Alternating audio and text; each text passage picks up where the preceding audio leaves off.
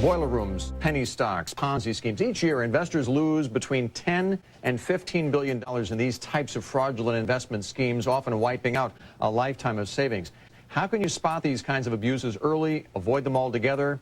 Our next guest is securities litigation attorney John Lawrence Allen. He represents investors in some of the most high-profile types of security scams. He joins us today from New York City to talk about this. And you were telling us that there's been a jump in the last 6 months of these types of cases. Any reason why you think of?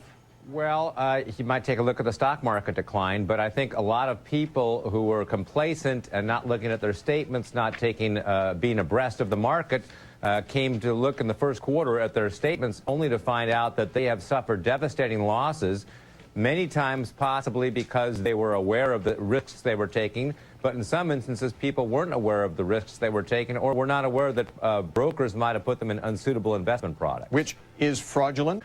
Good question. I think that investors bear responsibility to check up on their statements, to take a look at the recommendations made to them. However, if you as a neophyte investor walk into a brokerage company, let's say you're age 55, your children have already been educated, you're starting to plan for your retirement, and you say, you know, I don't want to take a lot of risk. I'm willing to do better than a CD. I've seen a great market rally. I'd like to participate, but I'm not really a risk-oriented investor. And a broker recommends .com stocks, internet stocks, computer stocks after a 7-year meteoric rise. That broker was probably committed an unsuitable recommendation, and he and the brokerage company could be responsible for that improper recommendation. So, I mean, we're just showing here the types of fraud that, and there were 3 types that you were itemizing for us, but what essentially can an investor do to avoid these kinds of fraudulent conditions? Well, I think the key element that runs through all fraud is trust.